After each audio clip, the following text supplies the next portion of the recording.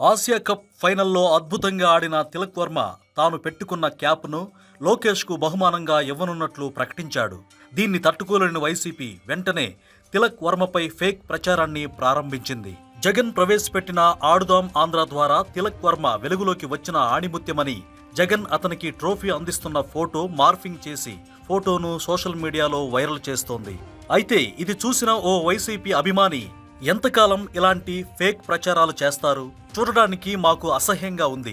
ఇంకెంతకాలం మిమ్మల్ని ఇలా సమర్థించుకుంటూ రావాలి జగన్ గారు అంటూ ఆవేదనతో కొన్ని ప్రశ్నలను సంధించాడు. జగన్ హైట్ ఎంత ఉంటుంది? 5.4 ఉంటుంది. కానీ తిలక్ వర్మ హైటు 5.11 ఉంటుంది. తిలక్ వర్మ 2019లో దక్షిణాఫ్రికాలో అండర్-19 పోటీల్లో పాల్గొన్నాడు. 2022లో ఐపీఎల్ ఆడాడు. జగన్ ప్రవేశపెట్టిన గల్లీ క్రికెట్ ఆడుదాం ఆంధ్ర 2023 డిసెంబర్ 23న ప్రారంభించారు. దానికి దీనికి ఏమన్నా పోలిక ఉందా అని ప్రశ్నించాడు. ఫోటో క్రియేట్ చేసేటప్పుడు వారి చరిత్ర ఏంటి, హైట్ ఎంత, రంగేంటి, కెరీర్ ఏంటి లాంటి విషయాలన్నీ చూడాలి. అలా చూడకుండా ఏదేదో పెట్టేసి మీరు అల్లరైపోయి పార్టీని అల్లరి చేసుకుంటూ మాలాంటి వైసీపీ అభిమానుల పరువు తీస్తున్నారంటూ ఆవేదన వ్యక్తం చేశాడు.